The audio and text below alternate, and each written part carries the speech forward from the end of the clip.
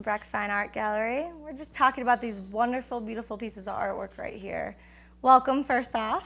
Yes, thank you. Thanks for joining us. And you have galleries all around the area.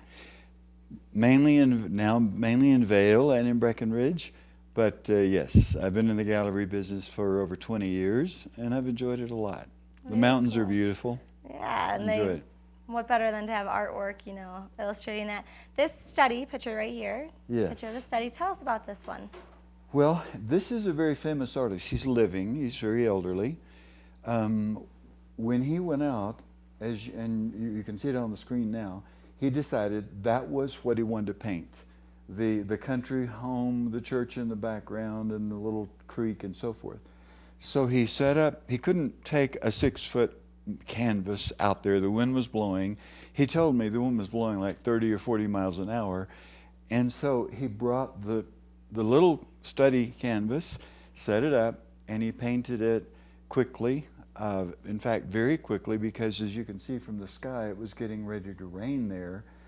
So he did it with a real wet oil. Oh, wow. So that he could move it around and mix the colors on the canvas. And when you look closely at it, which you really shouldn't do, because it's got little bugs in it. Yeah, I thought that was very intriguing that you said that, because that just makes it even more authentic. Yeah, when you paint plein air, which means, out in the open air, whatever comes along is what you get on the painting, and that's part of the character. It's kind of like when Picasso painted, occasionally he would drop some ink or do something on his canvas or on his watercolor. He'd leave it. Or he would add wings to it or do something silly, but it worked. Right. It was his style. It makes the artwork, so unique and made it real, exactly. real, yeah, exactly. So there is a large one of this study, and I don't have it. Someone else has it, but the point is, it exists, and it's beautiful, and it's very, very smoothly done. Whereas you see on this, the brush strokes are just quickly done, and this is called immediacy in painting, and you can tell he painted it quickly, but the character is there. So if he would have taken a photograph of this and then painted it later, instead of doing a real life study, the finished product may have been a little bit synthetic. Right. A You wouldn't little have bit. the same effect of making it feel so real. Right, because he's painting the atmosphere, the feeling of the day, everything about it is real. So cool. it becomes a piece of art that people bond with. And I like the study because it's even more real than the big one, wherever that one is. But I love the idea that even the bugs in there, it sounds different, but it's cool because it just shows you how much work you put into and how exactly real it was when it was happening. You can find that piece of artwork at your gallery. Breckenridge Fine Art, 421 South Main. Very cool. That and a lot of others by the same artist. He's quite well collected in different parts of the world because of his ability to capture emotion, feeling, and his color combinations are just outstanding. Very cool. Tell us about this next one right here. I love this one. Yeah. You can see the emotion in this one too. I don't know about this Shall I move artist, this or is it okay? Okay. So this artist is a very famous portrait artist. Sometimes he and his wife work together on a piece of art, which is unusual. This was done in 1959, and the artist went out looking for a character to paint. This artist is living also, quite elderly. He's almost 100 years old. Good for him. So I sit down and I talk, and his wife is alive as well. Very cool. But yes, very interesting because the character of the people, of the artist, shows in the work. Right. So when he found this man that we're looking at, the man was working in a field, and he told me this directly. I said, tell me about this because I'm going to take it back to the United States and I want to tell people about it.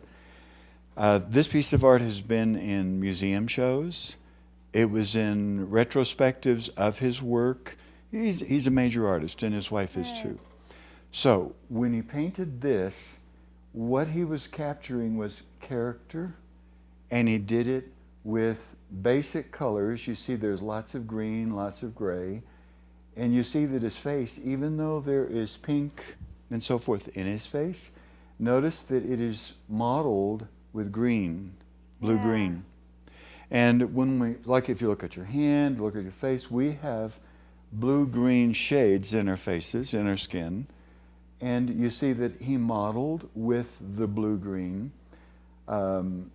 He also made the composition so that you're kind of forced to look where this man is looking. Right. Lower left.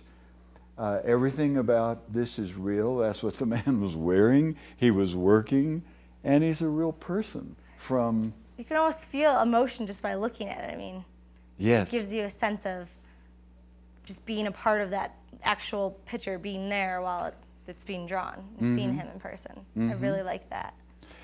Anytime you paint a character, then you have to capture something about them which makes them real.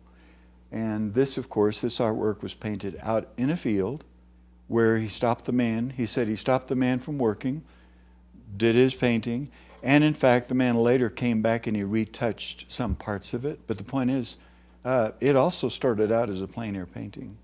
Very cool. Yeah, so now if we want to just head over to your gallery in Breckenridge, you can just go there and take a look at all the artwork. I mean, that's a great way to just experience it all firsthand for yourself. Yes, I have lots of art out from 30 different countries, and I try to get the impressionistic artwork from each country. Very cool. In the 1880s, the French went around and taught everybody how to paint Impressionism, and that's basically what this is. I love it. So we can check out more information at breckfineartgallery.com. Exactly. Or head over there. Well, thank you, Jim, for joining us. Thank you for having me. It's always a pleasure. We'll be back with more to come here on Summit Sunrise.